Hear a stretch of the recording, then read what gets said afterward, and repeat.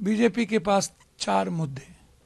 पहला हिंदू मुसलमान, दूसरा अदानी जी के पैसे, तीसरा चुनाव आयोग, चौथा ईडी और सीबीआई। उन्हें ना कंट्री से मतलब, ना इस कंट्री के 140 करोड़ लोगों से मतलब, ना उन्हें एसटी एससी से मतलब। मोदी कहते हैं नहीं, आरक्षण खत्म करो, और पीछे के रास्ते से खत्म कर दिया। वो गांधी को नहीं सुनना चाहते हैं मोदी जी, वो गोडसे को सुनना चाहते हैं। वैसे ही अंबेडकर के खिलाफ आज से नहीं है, अंबेडकर की आइडियोलॉजी के खिलाफ पहले से। वो सत्ता के लिए दुनिया में कोई भी पाप कर सकता है, किसी को भी बांट सकते हैं, किसी को भी काट सकते हैं। उन्हें कोई लेना देना हिंदू या सनातन से या एसटी एससी से या ओबीसी से नहीं है। नरेंद्र मोदी जी और बीजेपी का ना तो पूर्वांचल से मतलब। वो बीजेपी के पास 4 मुद्दे। पहला हिंदू मुसलमान, दूसरा अदानी जी के पैसे, तीसरा चुनाव आयोग, चौथा ईडी और सीबीआई। 4 मुद्दों से वो सिर्फ सत्ता की बात करते हैं। उन्हें ना कंट्री से मतलब, ना इस कंट्री के 140 करोड़ लोगों से मतलब, ना उन्हें एसटी एससी से मतलब। वो अंबेडकर जी के नामों को, संविधान को मिटाना नहीं चाहते, संविधान के नाम पर अंबेडकर के विचारों को खत्म करना चाहते। आरक्षण को पहले ही उन्होंने खत्म कर दिया, बोला आरक्षण, नौकरी खत्म हो गई, प्राइवेट में हम चले गए। प्राइवेट में उन्होंने आरक्षण दिया नहीं, तो एबीसी पर हमला, एसटी एससी पर हमला, ओबीसी पर हमला, 90% वर्गों पर हमला। ठीक। अब आप आइए नरेंद्र मोदी जी के जाति जनगणना। राहुल गांधी क्यों चाहते हैं जाति जनगणना? कि जो किसी भी जात का गरीब है, आरक्षण के बाद, मंडल कमीशन के बाद, देश की आज़ादी के बाद, चाहे वो जो भी हो, तो यदि वो इकोनॉमिकल, एजुकेशनल, सामाजिक रूप से कमजोर हैं, उसको उठाओ।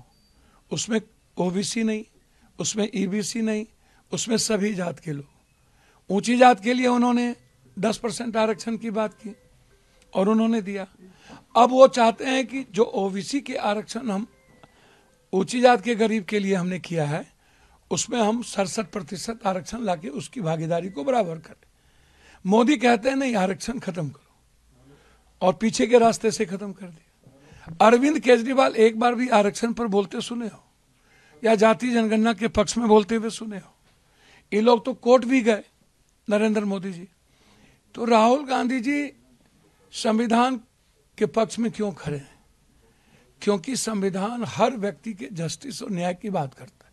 जैसे वो गांधी को नहीं सुनना चाहते हैं मोदी जी, वो गोडसे को सुनना चाहते हैं। वैसे ही अंबेडकर के खिलाफ आज से नहीं है, अंबेडकर की आइडियोलॉजी के खिलाफ पहले से। तो आप उठा के देखिए। तीसरी बात देखिए, नरेंद्र मोदी जी और बीजेपी का कोई एक स्कीम आप हमको बता दीजिए। फार्मर्स मर गए, 1100-1300 फार्मर मरे। पहले झूठ बोला कि हम धरना उठा लो, मैं आपको एमएसपी दे दूंगा। सत्ता में आते ही वो भूल गए, फिर 300 लोग मरे, फार्मर गया। बीजेपी जिस स्टेट जाती है वहां नफरत पैदा करती है। वो गए हरियाणा, वहां जाट को अन्य समाज का दुश्मन बना दिया, जाट के खिलाफ। वो गए राजस्थान, वहां गुज्जर को गाली दिया, अन्य जातियों को दुश्मन बना दिया। वो गए पंजाब, वहां सिखों को गाली दिया। वो गए महाराष्ट्र, वहां मराठी को गाली दिया, ओबीसी और अन्य लोगों की झूठ फूस बात करने लगी। वो गए झारखंड, वहां आदिवासी मुसलमान के बीच झगड़ा लगाने लगा। वो बिहार और यूपी जाते हैं तो जादव के खिलाफ बात करते हैं, अन्य जगहों पर अन्य लोगों के खिलाफ बात करते हैं। बंगाल जाते हैं तो बंगाली के खिलाफ गैर बंगाली नॉन बंगाली करते हैं। मणिपुर जाते हैं तो मत्तों और गैर मत्तों की बात करते हैं।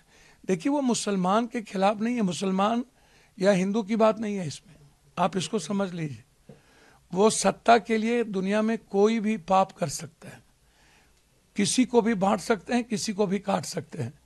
उन्हें कोई लेना देना हिंदू या सनातन से या एसटी एससी से या ओबीसी से नहीं है।